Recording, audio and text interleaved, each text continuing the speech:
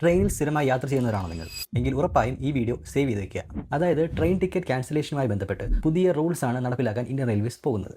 പഴയ റൂൾ പ്രകാരം നമുക്ക് 4 അവേഴ്സിന് മുന്നേ ക്യാൻസൽ ചെയ്ത് കഴിഞ്ഞാൽ റീഫണ്ട് കിട്ടുന്നതായിരുന്നു. പക്ഷേ ഇപ്പോൾ 8 അവേഴ്സിനുള്ളിലാണ് നിങ്ങൾ ടിക്കറ്റ് ക്യാൻസൽ ചെയ്യുന്നതെങ്കിൽ 0 rupees ആയിരിക്കും തിരിച്ച് കിട്ടുക. റെയിൽവേസ് ആക്ട് 1989 അതിലെ വകുപ്പ് 60 പ്രകാരം ട്രെയിൻ ടിക്കറ്റ് റീഫണ്ട് റൂൾസ് എപ്പോൾ വേണമെങ്കിലും അമെൻഡ് ചെയ്യാനുള്ള അധികാരം റെയിൽവേ മിനിസ്ട്രിക്ക് ഉണ്ട്. ഇപ്പോൾ ഈ ഒരു മാറ്റം വരുത്താനായിട്ടുള്ള സാഹചര്യം എന്ന് പറയുന്നത് ബ്ലാക്ക് ടിക്കറ്റ് സെയിൽ ചെയ്യുന്ന ഏജൻസിനെ തടയാൻ വേണ്ടിയിട്ടാണ് എന്നാണ് അവർ പറയുന്നത്. പക്ഷേ ഒരു സാധാരണക്കാരൻ്റെ കാര്യം വെച്ച് നോക്കുകയാണെന്നുണ്ടെങ്കിൽ 8 അവേഴ്സിനുള്ളിൽ അയാൾ ടിക്കറ്റ് ക്യാൻസൽ ചെയ്യുന്നിരിക്കട്ടെ, ഫുൾ പൈസയും റെയിൽവേസിന് പോകും. ആൻഡ് ഈ ക്യാൻസൽ ചെയ്ത ടിക്കറ്റോ വെയിറ്റ് ലിസ്റ്റിലായിട്ടുള്ള ആൾക്കാർക്ക് ഫുൾ എമൗണ്ടിന് ഇന്ത്യൻ റെയിൽവേസ് വിൽക്കുകയും ചെയ്യും.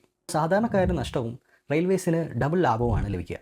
ഇതാണ് ഉയർന്നു വരുന്ന ഒരു പ്രധാനമായിട്ടുള്ള ഒരു ക്രിറ്റിസിസം. പക്ഷേ നമുക്ക് ഇതിന് പകരമായി എന്ത് ചെയ്യാമായിരുന്നു എന്ന് ചോദിച്ചു കഴിഞ്ഞാൽ സ്ഥിരമായി ഇങ്ങനെ ബൾക്കായിട്ട് ബുക്ക് ചെയ്തിട്ട് ക്യാൻസൽ ചെയ്യുന്ന ഏജൻസിനെ ബ്ലോക്ക് ചെയ്താൽ മതിയായിരുന്നു. അല്ലാത്ത പക്ഷം എയർലൈൻസിൽ കാണുന്നത് പോലെ ഒരു ചെറിയ തുക ഫ്ലെക്സി ടിക്കറ്റ് എന്ന ഓപ്ഷനിൽ കൊണ്ടുവന്നാൽ മതിയായിരുന്നു. ഇതും ചിലരുടെ അഭിപ്രായമാണ്.